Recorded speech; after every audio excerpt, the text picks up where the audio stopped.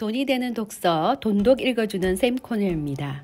바꾸거나 받아들이거나 떠나거나 자신의 콤플렉스를 어떻게 극복하는지에 대한 인사이트를 얻으시면 좋겠습니다. 나는 나를 완전히 바꾸고 싶었던 적이 있다.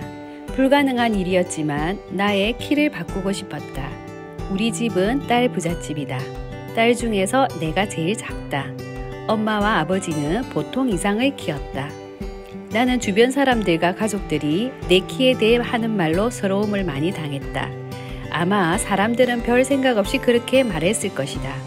어릴 때부터 엄마는 사람들과 대화할 때 정아가 우리 집에서 제일 작아 라고 자주 말했다.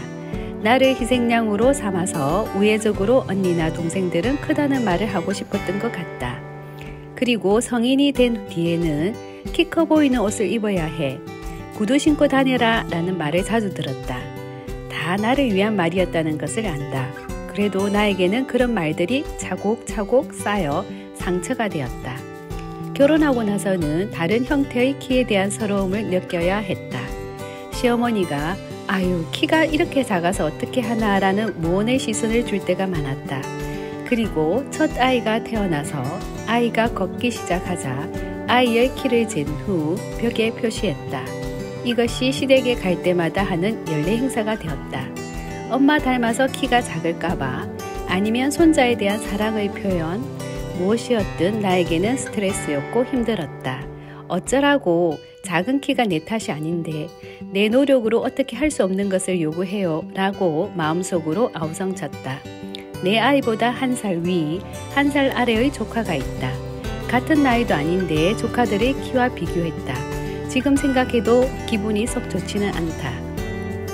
아마 엄마 닮아서 작을까봐 걱정이 많이 되었나 보다. 친손자에 대한 사랑을 그렇게 표현했구나 라고 이해할 수밖에 없다. 어느 순간 키에 대한 콤플렉스를 그냥 받아들이게 되었다. 내가 바꿀 수 있는 일에 집중하자라고 생각을 바꾸었다. 그래 내 키가 작다 어쩔래 라는 마음의 배짱을 스스로 심었다. 그 이후로는 정말 아무것도 아닌 게 되었다. 내가 상처를 안 받으며 누가 뭐라고 해도 상처가 안 된다는 것을 그때 깨달았다. 있는 그대로 나를 받아들이면 괴로움이 안 된다는 것을 알았다. 그렇게 해서 나의 콤플렉스를 떠나보냈다. 나는 2002년 월드컵이 한국과 일본에서 공동으로 개최될 때 일본에 유학 중이었다.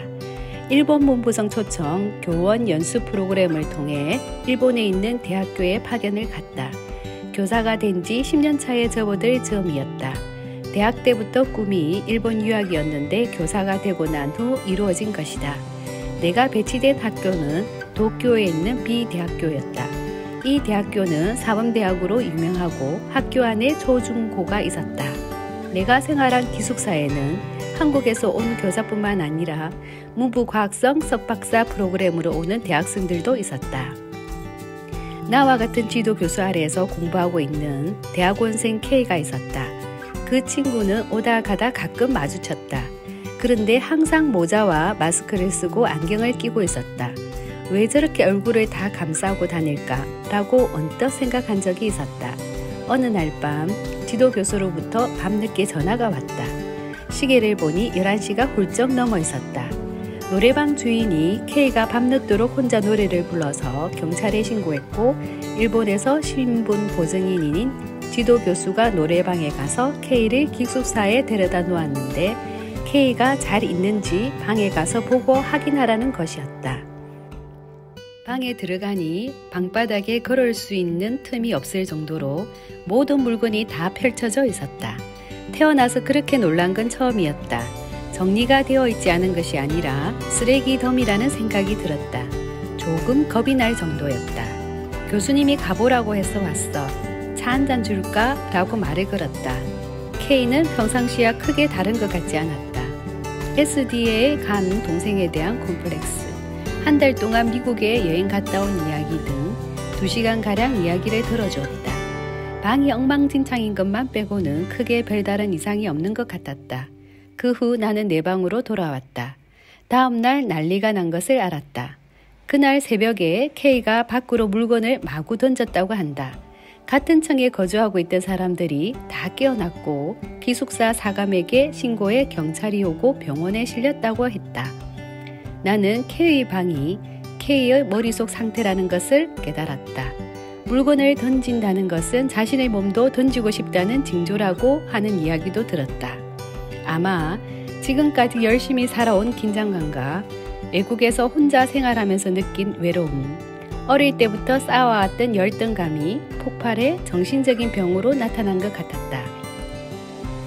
그 후 지도교수의 적절한 대처로 8개월 정도 입원한 후 한국에서 1년 정도 휴양하고 다시 일본에 돌아와서 무사히 나머지 학기를 마쳤다는 이야기를 전해 들었다.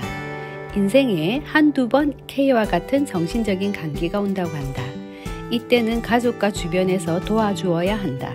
호르몬 가다 분비로 오는 경우가 많고 스스로 통제하기 어렵다고 한다.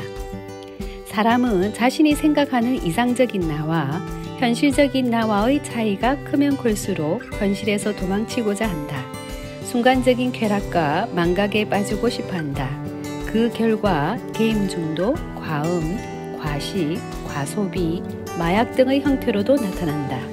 K의 경우 본인이 생각했던 이상과 현실과의 차이가 컸던 걸까? 외국에서 혼자만의 생활에서 오는 외로움이 원인이었을까? 아니면 쌓여온 콤플렉스가 폭발한 걸까? 나는 K를 통해 콤플렉스는 딱 잘라내야 한다는 것과 그렇게 하지 않으면 결코 인생에 마주치고 싶지 않은 경험을 할 수도 있다는 것을 깨달았다.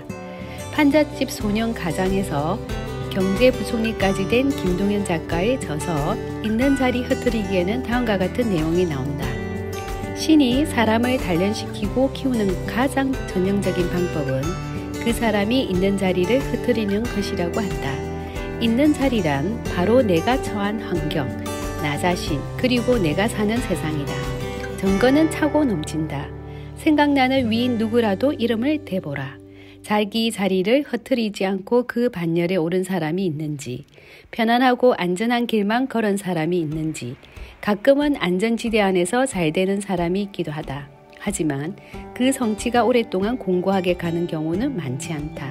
한 걸음 더 나아가 신이나 운명에 의해서가 아니라 스스로 자기 자리를 흐트리는 사람들도 있다. 편한 자리를 마다하고 안전지대를 거부하는 것이다. 나는 있는 자리 흐트리기를 읽으면서 참 많은 공감과 위로를 받았다. 지금의 나를 받아들이는 것, 그리고 지금의 안전지대를 떠나야 나를 바꿀 수 있다는 것 등 나의 현재를 어떻게 발전적으로 바꾸어 나가야 하는지에 대해 많은 시사점을 얻을 수 있었다. 지금의 내 현 주소에서 변화하는 방법은 바꾸거나 받아들이거나 떠나거나 셋 중 하나다. 이 세상에서 가장 힘든 것은 나를 바꾸는 일이다. 바꾸기 위해서는 지금의 나를 있는 그대로 받아들이고 사랑하는 일에서부터 시작해야 한다.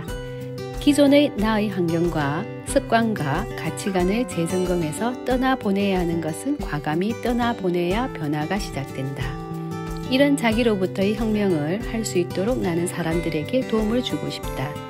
동기부여가라도 좋고 습관 코치나 자기개발 코치라도 좋다. 이름은 아무래도 좋다. 30년간의 나의 교직에서의 경험과 지식을 습관을 바꾸고 자기 혁명을 하고자 하는 사람을 위해 쓰고 싶다. 그리고 나도 이를 통해 매일 성장하는 삶을 살고 싶다. 돈이 되는 독서, 돈독 읽어주는 샘 코너였습니다. 오늘도 행복한 하루, 즐거운 하루입니다.